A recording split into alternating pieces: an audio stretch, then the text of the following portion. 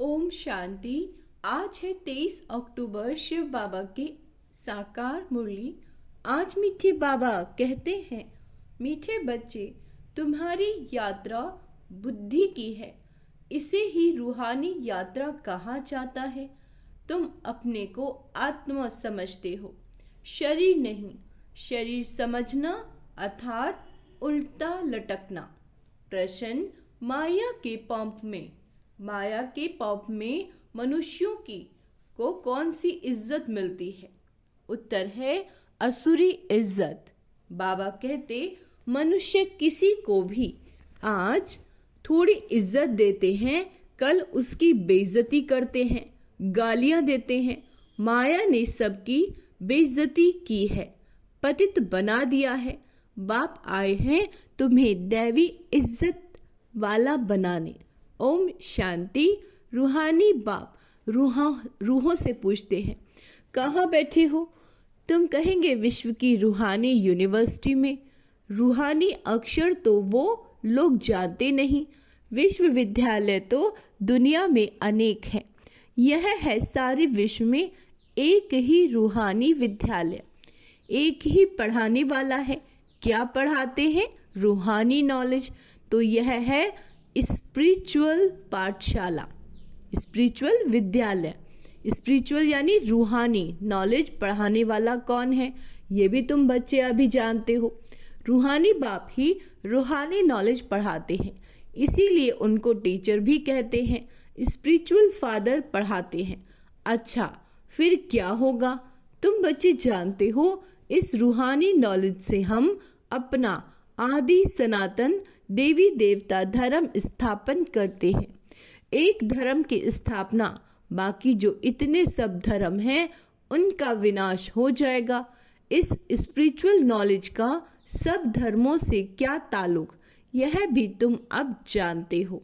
एक धर्म की स्थापना इस रूहानी नॉलेज से होती है। यह लक्ष्मी नारायण विश्व के मालिक थे ना, उनको कहेंगे रूहानी दुनिया, स्पिरिचुअल वर्ल्ड। इस स्पिरिचुअल नॉलेज से तुम राजयोग सीखते हो, राजाई स्थापन होती है। अच्छा, फिर और धर्मों से क्या ताल्लुक? और सभी धर्म विनाश को पाएंगे, क्योंकि तुम पावन बनते हो। तो तुमको नई दुनिया चाहिए। इतने सब अनेक धर्म खत्म हो जाते हैं, एक धर्म रहेगा। उसको कहा जाता है विश्व में शांति का राज्य। अभी है पतित अशांति का राज्य, फिर होगा पावन शांति का राज्य।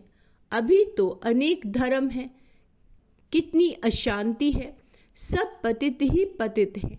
रावण बाबा कहते रावण का राज्य है ना। अब बच्चे जानते हैं 5 विकारों को जरूर छोड़ना है, यह साथ में नहीं ले जाने। आत्मा अच्छे व बुरे संस्कार ले जाती है ना।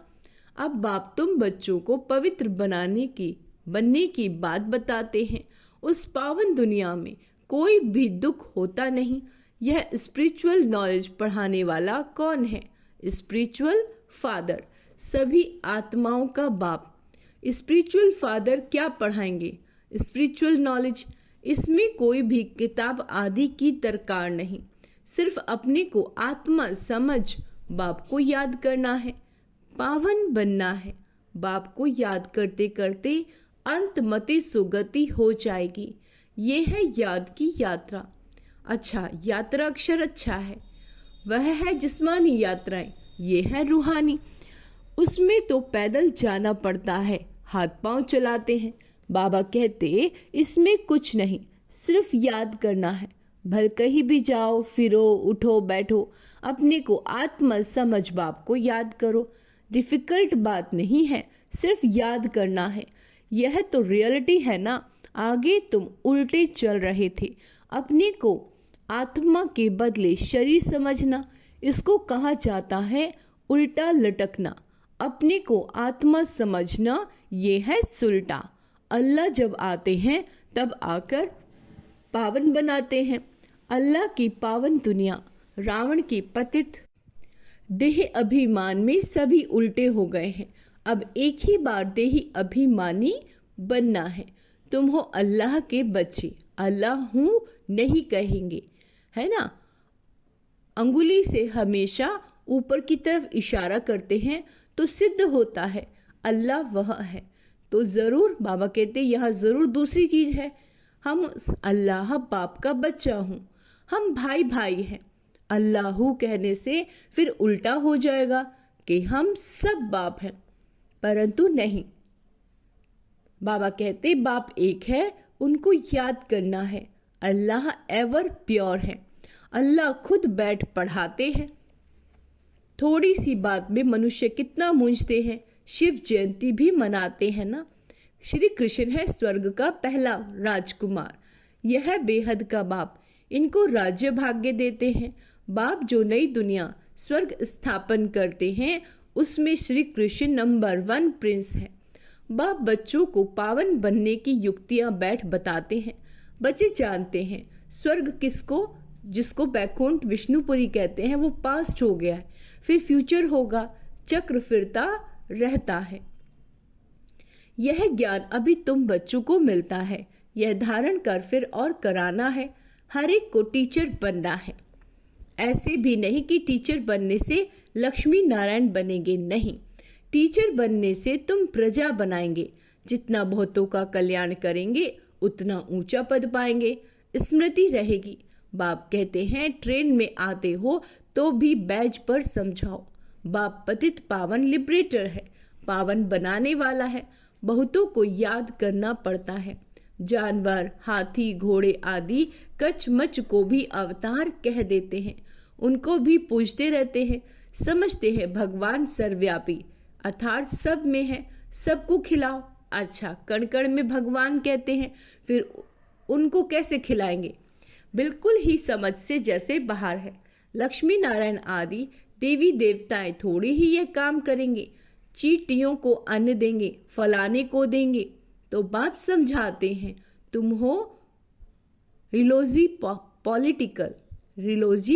पॉलिटिकल, तुम जानते हो हम धर्म स्थापन कर रहे हैं। राज्य स्थापन करने के लिए मिलिट्री रहती है, परंतु तुम हो गुप्त, तुम्हारी है स्पिरिचुअल यूनिवर्सिटी। सारी दुनिया के जो भी मनुष्य मात्र हैं सब इन धर्मों से निकल अपने घर जाएंगे, आत्माएं चली जाएंगी। वह है आत्माओं के रहने का घर। अभी तुम संगम युग पर पढ़ रहे हो, फिर सतयुग में आकर राज्य करेंगे और कोई धर्म नहीं होगा। गीत में भी है ना, बाबा आप जो देते हो वह और कोई दे न सके। सारा आसमान, सारी ही धरनी तुम्हारी रहती है, सारे विश्व के मालिक तुम बन जाते हो। यह भी अभी तुम समझते हो। नई दुनिया में यह सभी बातें भूल जाएंगी। इसको कहा जाता है रूहानी स्पिरिचुअल नॉलेज। तुम बच्चों की बुद्धि में है कि हम हर 5000 वर्ष के बाद राज्य लेते हैं, फिर गवाते हैं। ये 84 का चक्र फिरता ही रहता है। तो पढ़ाई पढ़नी पड़े तभी जा सकेंगे ना, पढ़ेंगे नहीं तो नई दुनिया में जा नहीं सकेंगे। वहाँ का तो लिमिटेड नंबर है, नंबर वार। बाबा कहते पुरुषार्थ अनुसार वहाँ जाकर पद पाएंगे। इतने सब तो पढ़ेंगे नहीं, अगर सभी पढ़ें तो फिर दूसरे जन्म में राज्य भी पावें। पढ़ने वालों की लिमिट है, सतयुग त्रेता में आने वाले ही पढ़ेंगे। तुम्हारी प्रजा बहुत बनती रहेगी। देरी से आने वाले पाप तो भस्म कर न सकें। पाप आत्माएं होंगी तो फिर सजाए खाकर बहुत थोड़ा पद पालेंगी, बेइज्जती होगी। जो अभी माया की बहुत इज्जत करते हैं वह बेइज्जत बन जाएंगे। यह है ईश्वरीय इज्जत, वह है असुरी इज्जत। ईश्वर, बाबा कहते ईश्वरीय अथवा देवी इज्जत और असुरी इज्जत में रात दिन का फर्क है। हम असुरी इज्जत वाले थे, अब फिर देवी इज्जत वाले बनते हैं। असुरी इज्जत से बिल्कुल बेगर बन जाते हैं। यह है कांटों की दुनिया। तो बेइज्जती हुई ना, फिर कितनी इज्जत वाले बनते हो। यथा राजा रानी तथा प्रजा। बेहद का बाप तुम्हारी इज्जत बहुत उच्च बनाते हैं, तो इतना पुरुषार्थ भी करना चाहिए। सब कहते हैं हम अपनी इज्जत ऐसी बनावें, अथवा नारी से लक्ष्मी बन जावें, इसमें उच्च इज्जत कोई की है नहीं। कथा कभी नर से नारायण बनने की ही सुनते हैं। अमर कथा, तिजरी की कथा, ये एक ही है। यह कथा अभी ही तुम सुनते हो। तुम बच्चे विश्व के मालिक थे, फिर 84 जन्म लेते नीचे उतरते आए हो, फिर पहला नंबर का जन्म होगा। पहला नंबर जन्म में तुम बहुत उच्च पद पाते हो। राम इज्जत वाला बनाते हैं और रावण बेइज्जत वाला बना देते हैं। इस नॉलेज से ही तुम मुक्ति, जीवन मुक्ति को पाते हो। आधा कल्प रावण का नाम नहीं रहता। यह बातें अभी तुम बच्चों की बुद्धि में आती हैं, सो भी नंबरवार। कल्प कल्प ऐसे ही तुम नंबरवार पुरुषार्थ अनुसार समझदार बनते हो। माया गफलत कराती है। बेहद के बाप को याद करना ही भूल जाते हैं। भगवान पढ़ाते हैं, वह हमारा टीचर बना है, फिर भी एब्सेंट रहते हैं, पढ़ते नहीं। दर दर धक्के खाने की आदत पड़ी हुई है। पढ़ाई पर जितना ध्यान नहीं रहता, उनको फिर नौकरी में लगा देना चाहिए। बाबा क्या कह रहे हैं? पढ़ाई पर यदि किसी का ध्यान नहीं है तो उनको फिर नौकरी पर लगा दो। धोबी आदि का काम करते हैं, उसमें पढ़ाई की क्या दरकार। व्यापार में मनुष्य मल्टी मिलियनेयर बन जाते हैं, नौकरी में इतना नहीं बनेंगे, उसमें तो फिक्स पगार मिलेगी। अब तुम्हारी पढ़ाई है विश्व की बादशाही के लिए। यहाँ कहते हैं ना, हम भारतवासी हैं, पीछे फिर तुमको विश्व के मालिक कहेंगे, विश्व के मालिक। वहाँ देवी देवताएं धर्म के सिवाय दूसरा कोई धर्म होता नहीं। बाप तुमको विश्व का मालिक बनाते हैं तो उनकी मत पर चलना चाहिए। कोई भी विकार का भूत नहीं होना चाहिए। ये भूत बहुत खराब है। कामी की हेल्थ बिगड़ती रहती है। जो आत्माएं काम विकार में जाती हैं उनकी हेल्थ बिगड़ती रहती है, ताकत कम हो जाती है। इस काम विकार ने तुम्हारी ताकत बिल्कुल खत्म कर दी है।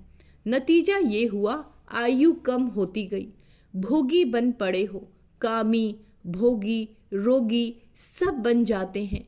वहाँ विकार होता नहीं तो योगी होते हैं, सदैव तंदुरुस्त, और आयु भी 150 वर्ष होती है। वहाँ काल खाता नहीं। इस पर एक कथा भी बताते हैं। कोई से पूछा गया, पहले सुख चाहिए या पहले दुख चाहिए? तो उनको कोई ने इशारा दिया, बोलो पहले सुख चाहिए, क्योंकि सुख में चले जाएंगे तो वहाँ कोई काल आएगा नहीं, अंदर घुस न सके। एक कथा बना दी है। बाप समझाते हैं, तुम सुख धाम में रहते हो तो वहाँ कोई काल होता नहीं, रावण राज्य ही नहीं। फिर जब विकारी बनते हैं तो काल आता है। बाबा कहते, कथाएं कितनी बना दी, काल ले गया, फिर ये हुआ। न काल देखने में आता है, न आत्मा दिखाई पड़ती है। इसको कहा जाता है दंत कथाएं। कन्नरस की बहुत कहानियां हैं। अब बाप समझाते हैं, वहाँ अकाले मृत्यु कभी होता नहीं, आयु बड़ी होती है, क्योंकि सब पवित्र रहते हैं। 16 कला, फिर कला कम होते होते एकदम 9 कला हो जाते हैं। मैं निर्गुण हारे में कोई गुण नहीं। एक निर्गुण संस्था भी बच्चों की है। कहते हैं हमारे में कोई गुण नहीं, हमको गुणवान बनाओ, सर्व गुण संपन्न बनाओ। अब बाप कहते पवित्र बनना है, मरना भी है सबको। इतने ढेर मनुष्य सतयुग में नहीं होते, अभी तो कितने ढेर हैं। वहाँ बच्चा भी योग बल से होता है, यहाँ तो देखो कितने बच्चे पैदा करते रहते हैं। बाप फिर भी कहते, बाप को याद करो, वह बाप ही पढ़ाते हैं। टीचर पढ़ाने वाला बाप याद पड़ता है। तुम जानते हो शिव बाबा हमको पढ़ा रहे। अच्छा, क्या पढ़ाते हैं वह भी तुमको मालूम है। तो बाप अथवा टीचर से योग लगाना है। नॉलेज बहुत ऊंची है। अभी तुम सबकी स्टूडेंट लाइफ है। ऐसी यूनिवर्सिटी कभी देखी जहां बच्चे, बूढ़े, जवान सब इकट्ठे पढ़ते हैं। एक ही स्कूल है, एक ही पढ़ाने वाला टीचर हो, और जिसमें ब्रह्मा स्वयं भी पढ़ता हो। वंडर है ना, शिव बाबा तुमको पढ़ाते हैं, यह ब्रह्मा भी सुनते हैं। बच्चा चाहे बूढ़ा कोई भी पढ़ सकते हैं, तुम भी पढ़ते हो, ये नॉलेज है। अब पढ़ाना शुरू कर दिया। दिन प्रतिदिन टाइम कम होता चला जाता है। अभी तुम बेहद में चले गए हो। जानते हो यह 5000 वर्ष का चक्र कैसे पास हुआ? पहले एक धर्म था, अभी कितने ढेर धर्म हैं। अभी सावरंटी नहीं कहेंगे। बाबा कहते इसको कहा जाता है प्रजा का प्रजा पर राज्य। पहले पहले तुम पावरफुल धर्म था, सारे विश्व के मालिक थे। अभी अधर्मी बन पड़े हो। कोई धर्म नहीं, सब में 5 विकार हैं, सब में। बेहद का बाप कहते बच्चों अब धैर्य धरो, बाकी थोड़ा समय रहा है। तुम इस रावण राज्य में हो। अच्छी रीति पढ़ोगे तो सुखधाम में चले जाओगे। ये है दुखधाम, है ना। हर बात में तुम्हें दुख ही फील होता है। तुम अपने शांति धाम और सुख धाम को याद करो, इस दुख धाम को भूलते जाओ, क्योंकि बाबा कहते हैं दुख धाम तो खत्म होने वाला है। आत्माओं का बाप डायरेक्शन देते हैं, हे रूहानी बच्चों। रूहानी बच्चों ने इन ऑर्गन्स द्वारा सुना। तुम आत्माएं जब सतयुग में सतो प्रधान थी तो तुम्हारा शरीर भी फर्स्ट क्लास सतो प्रधान था। तुम बड़े धनवान थे, फिर पुनर्जन्म लेते लेते क्या बन गए हो? रात दिन का फर्क है। दिन में हम स्वर्ग में थे और रात में हम नरक में हैं। इसको कहा जाता है ब्रह्मा का सुब्राह्मणों का दिन और रात। 63 जन्म धक्के खाते रहते हैं। अंधियारी रात है ना, भटकते रहते हैं, भगवान कोई को मिलता नहीं। इसको कहा जाता है भूल भुलैया का खेल। तो बाप तुम बच्चों को सारी सृष्टि के आदि मध्य अंत का समाचार सुनाते हैं। अच्छा, मीठे मीठे से केला दे बच्चों प्रति माता पिता बाप दादा का याद प्यार और गुड मॉर्निंग। रूहानी बाप की रूहानी बच्चों को नमस्ते।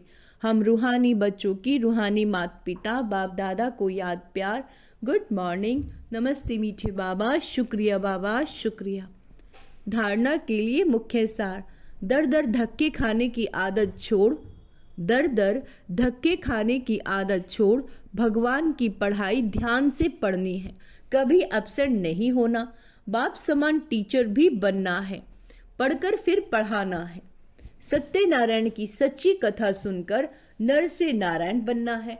ऐसा इज्जतवान स्वयं को स्वयं ही बनाना है। कभी भूतों के वशीभूत हो, इज्जत नहीं गवानी, यानी विकारों के वशीभूत होने से। वरदान है संबंध और प्राप्तियों की स्मृति द्वारा। संबंध और प्राप्तियों की स्मृति द्वारा सदा खुशी में रहने वाले सहज योगी भव। सहज योगी का आधार है संबंध और प्राप्ति। संबंध के आधार पर प्यार पैदा होता है और जहाँ प्राप्तियां होती हैं वहाँ मन बुद्धि सहज ही जाता है। तो संबंध में मेरेपन के अधिकार से याद करो, दिल से कहो मेरा बाबा। और बाप द्वारा जो शक्तियों का, ज्ञान का, गुणों का, सुख का, शांति, आनंद, प्रेम का खजाना मिला है उसे स्मृति में इमर्ज करो। अंडरलाइन करेंगे, जो बाबा से खजाना मिला है उसे याद करो, इमर्ज करो। इससे अपार खुशी रहेगी और सहज योगी बन जाएंगे। स्लोगन है देह भान से मुक्त बनो, तो दूसरे सब बंधन स्वतः ही खत्म हो जाएंगे। देह भान से मुक्त बनना यानी स्वयं को आत्मिक स्वरूप में स्थित करना है, तो सब बंधन स्वतः ही खत्म हो जाएंगे। अच्छा, ओम शांति। तो आज का स्वमान अभ्यास करेंगे। मैं सहज योगी हूँ,